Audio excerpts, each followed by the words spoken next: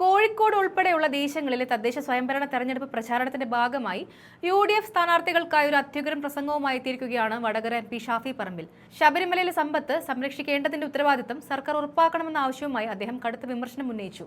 ശബരിമലയിലെ സ്വത്ത് കാക്കാനുള്ളതാണ്, കക്കാനുള്ളതല്ല എന്ന് ദേവസ്വം ബോർഡിനെ ഓർമ്മിപ്പിച്ചുകൊണ്ട് ഷാഫി പറമ്പിൽ ആഞ്ഞടിക്കുകയാണ്.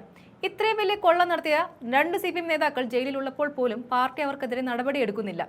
അവർക്കെതിരെ ഒരു നടപടിയും എടുക്കാത്ത CPMനെ ചോദ്യം ചെയ്യാൻ ആരുമില്ലാതെയായാൽ ജനങ്ങൾ വിശ്വസിച്ച് ജയിപ്പിച്ച ഷാഫി പറമ്പിലിനെ പോലുള്ള നേതാക്കളൊക്കെ ഒന്നുമല്ലാതാവില്ലേ? അങ്ങനെ ചിന്തിക്കാൻ പോലും ജനങ്ങൾക്കൊരു അവസരം കോൺഗ്രസ് നേതാക്കൾ കൊടുക്കുന്നില്ല. തെറ്റ് കണ്ടാൽ പ്രതികരിക്കും. പേടിച്ചിട്ടാണോ CPM നേതാക്കൾ ജയിലിൽ കിടക്കുന്നവരെ പാർട്ടിയിൽ നിന്നും ഒഴിവാക്കാത്തത്?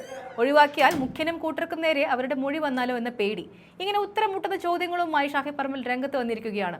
സംസ്ഥാന സർക്കാരിന്റെ പല നയങ്ങളിലും കേന്ദ്ര സർക്കാരിന്റെ സ്വാധീനമുണ്ട് എന്നായിരുന്നു അദ്ദേഹം ഉന്നയിച്ച മറ്റൊരു പ്രധാന വിമർശനം. ആ വീഡിയോ ഒന്ന് കണ്ടു നോക്കാം. ഈ നാട്ടിലെ ഗവൺമെന്റിനെ ജനങ്ങൾ ഏൽപ്പിച്ച ഉത്തരവാദിത്തങ്ങളിൽ നിന്ന് ആ ഗവൺമെന്റിന് വേണ്ടപ്പെട്ടവർ ചെയ്യുന്ന കാര്യങ്ങൾ അതിൻ്റെ സംരക്ഷകരായിട്ട് ഗവൺമെന്റ് മാറിയത് നമ്മളെല്ലാവരും കണ്ടതാണ്. ഇപ്പം ശബരിമല ഇഷ്യൂ മാത്രം നിങ്ങൾ എടുക്കുക. ഞങ്ങൾ വരുമ്പോൾ അബുക്ക അതിനെ സംബന്ധിച്ചാണ് പറഞ്ഞുകൊണ്ടിരുന്നത്. ശബരിമല ഇഷ്യൂ നിങ്ങൾക്ക് എല്ലാവർക്കും അറിയാവുന്ന, കേരളത്തിലെ ഒരു കൊച്ചുകുട്ടിക്ക് പോലും അറിയാവുന്ന തരത്തിൽ ഈ ഗവൺമെന്റിന്റെ അഴിമതി എക്സ്പോസ്ഡ് ആണ്. നമ്മളിതിനെ സംബന്ധിച്ച് കഴിഞ്ഞ ദിവസങ്ങളിലെല്ലാം പറഞ്ഞു. അതിൻ്റെ രത്ന ചുരുക്കം, ഈ വോട്ടെടുപ്പ് അത് കഴിഞ്ഞ് വോട്ടെണ്ണൽ കഴിയുമ്പോൾ ഭരണത്തിലിരിക്കുന്നവർക്ക് മനസ്സിലാവേണ്ട ഏറ്റവും പ്രധാനപ്പെട്ട ഒരു സന്ദേശം, ദേവസ്വം ബോർഡ് എന്ന് പറയുന്നത് അമ്പലത്തിൻ്റെയും അയ്യന്റെയും സ്വത്തിനെ കാക്കാനുള്ളതാണ്, കക്കാനുള്ളതല്ല എന്നുള്ളത് അവർ തിരിച്ചറിയുന്ന ഒരു തെരഞ്ഞെടുപ്പായിട്ട് ഇതിനെ മാറണം എന്ന് മാത്രമല്ല, CPIM ഇപ്പൊ കേരളത്തിന്റെ മുഖ്യമന്ത്രി ഉൾപ്പെടെയുള്ള ആളുകൾ ഇതുവരെ പ്രതികരിച്ചിട്ടില്ല. ദേവസ്വം ബോർഡിന്റെ പ്രസിഡന്റ് പദവിയിലിരുന്ന് ശബരിമലയിലെ സ്വത്ത് കവരാൻ നേതൃത്വം നൽകിയത് കോൺഗ്രസിന്റെ ഒരു മുൻ MLA ആയിരുന്നെങ്കിലോ, കോൺഗ്രസിന്റെ ജില്ലാ സെക്രട്ടേറിയറ്റ് അംഗമായിരുന്നെങ്കിലോ, യൂത്ത് കോൺഗ്രസിന്റെ സംസ്ഥാന വൈസ് പ്രസിഡന്റ് ആയിരുന്നെങ്കിലോ, കോൺഗ്രസിന്റെ ബ്ലോക്ക് പ്രസിഡന്റ് ആയിരുന്നെങ്കിലോ, നാട്ടിൽ എന്തെല്ലാം നിലപാടുകൾ CPM ഇപ്പൊ പറഞ്ഞേനെ.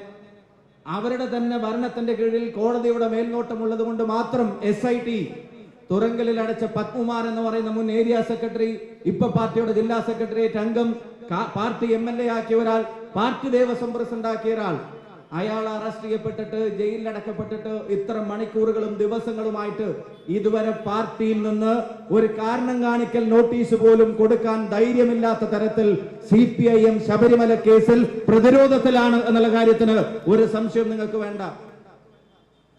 അങ്ങനെ പ്രതിരോധത്തിലല്ലായിരുന്നുവെങ്കിൽ ഇത്ര ഗുരുതരമായ ഒരു അഴിമതി കേരളത്തിന്റെ മണ്ണിൽ നടന്നിട്ട് അതിൽ ഉൾപ്പെട്ട ഒരു പാർട്ടി പ്രവർത്തകൻ ജയിലിലടക്കപ്പെട്ടിട്ട്, പാർട്ടിയുടെ നേതാവ് ജയിലിലടക്കപ്പെട്ടിട്ട് പാർട്ടിയുടെ പദവിയിൽ നിന്ന് പോലും നീക്കം ചെയ്യാൻ, പാർട്ടിയിൽ നിന്ന് സസ്പെൻഡ് ചെയ്യാൻ അവർ തയ്യാറാവാത്തതിന്റെ കാരണം അകപ്പെട്ടിരിക്കുന്നവർ പുറത്തുള്ളവരുടെ പേര് പറയുമോ എന്നുള്ള ഭയം കൊണ്ടാണ് എന്നുള്ള കാര്യത്തിന് ആർക്കെങ്കിലും സംശയമുണ്ടോ?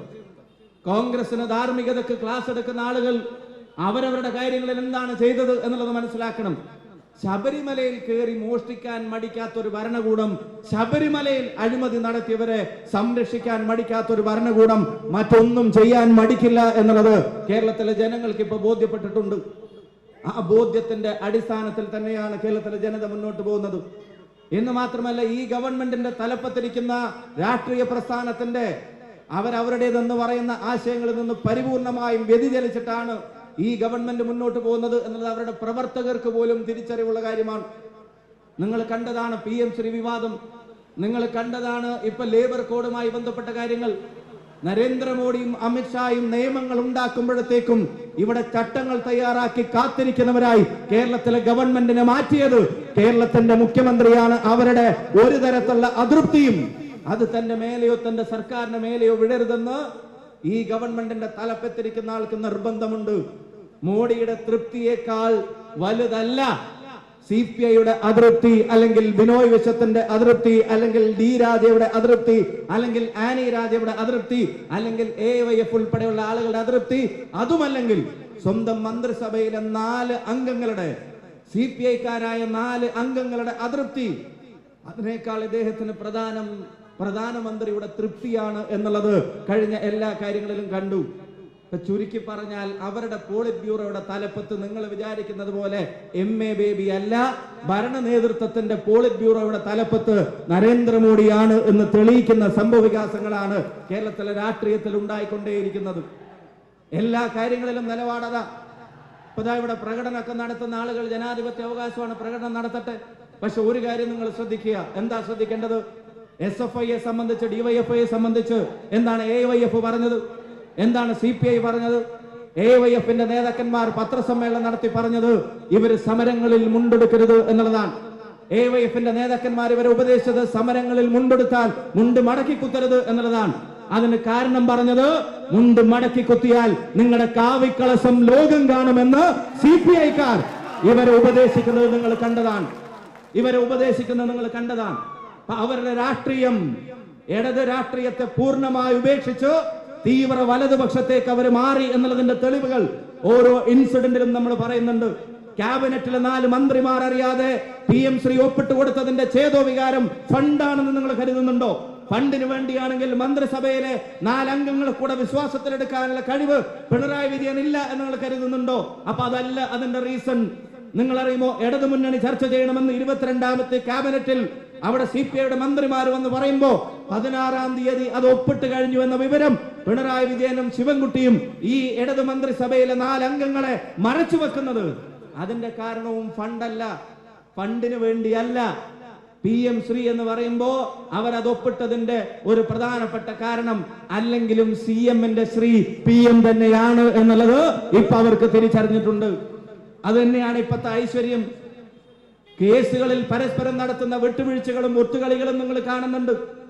നിങ്ങൾ ആലോചിച്ച് നോക്കുക, ഒരു കോൺഗ്രസ് മുഖ്യമന്ത്രിയുടെ മകനെതിരെയാണ് EDയുടെ നോട്ടീസെങ്കിൽ ആ നോട്ടീസ് EDയുടെ മെയിലിൽ നിന്നോ പോസ്റ്റിൽ നിന്നോ പുറത്തു പോകുന്നതിന് മുമ്പേ ആദ്യം അത് മാധ്യമങ്ങൾക്ക് കിട്ടുമായിരുന്നു.